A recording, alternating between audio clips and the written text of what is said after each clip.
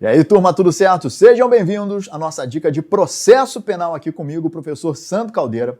E a nossa dica de hoje é sobre persecução penal. Você lembra o que é persecução penal? Lembrando aqui que a persecução penal é um gênero que se desdobra em duas fases, ou em dois momentos, né? A primeira fase é a fase investigativa e a segunda fase é a fase processual, a fase da ação penal.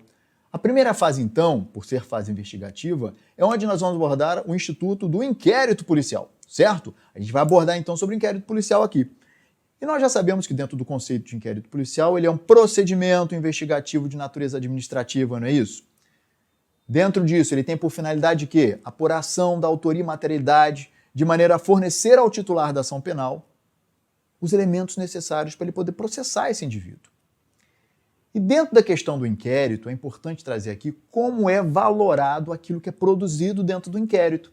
E a gente tem uma previsão expressa sobre isso no artigo 155 do nosso Código de Processo Penal. E eu quero que você leia comigo aqui esse artigo. Olha o que ele diz, que é extremamente importante. O juiz formará sua convicção pela livre apreciação da prova produzida em contraditório judicial. Ou seja, o contraditório é feito em juízo. Não podendo fundamentar sua decisão exclusivamente nos elementos informativos colhidos na investigação. Então a regra, aí tem a exceção, ressalvadas as provas cautelares e não repetíveis e antecipadas. A regra, então, é que aquilo que é produzido durante a investigação tem que ser refeito em juízo. Então, ouvi uma testemunha no inquérito, vou ter que ouvir de novo essa testemunha lá em juízo. Por quê? Lá em juízo, na justiça, é que teremos o crivo do contraditório da ampla defesa. Isso a gente não vai ter no inquérito.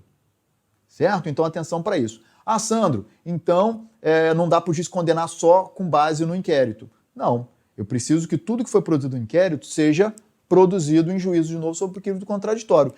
Ressalvadas situações que não tem como ser reproduzidas, que são as provas cautelares, as provas não repetíveis. Então, por exemplo, Sandro, o que é uma prova não repetível? Imagina, a pessoa foi vítima de um estupro. Houve a investigação, foi feito um exame de corpo de delito na época, né? E aí agora está na fase da ação penal. O que vai ser feito? Tem como refazer esse exame pericial feito no inquérito? Não tem como refazer isso, porque a vítima foi estuprada na época, os elementos foram colhidos lá na época, a perícia foi feita lá. Então o que vai ser feito nesse caso? Pega-se esse elemento informativo, que foi esse laudo pericial, e ele vai ser o quê?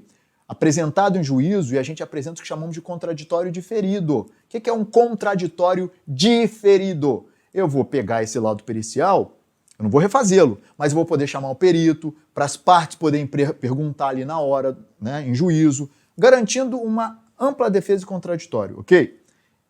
Nesse caso, então, aí a gente vai refazer isso ali na realidade, garantir esse contraditório postergado, né, apresentado na fase judicial. Então, eu tenho aqui os elementos indiciários ou de informação, são aqueles escolhidos no inquérito. Eu não posso, então, ação produzida no inquérito, são produzidos de maneira inquisitiva, só investigativa, não vou ter contraditório, ampla defesa ali, né? Já os elementos de prova são produzidos no processo. E aí tem lá, né, a questão do contraditório e da ampla defesa, ok? Então, muita atenção para isso. Fechado? Tranquilo? Fiquem com Deus, foco na missão e até lá!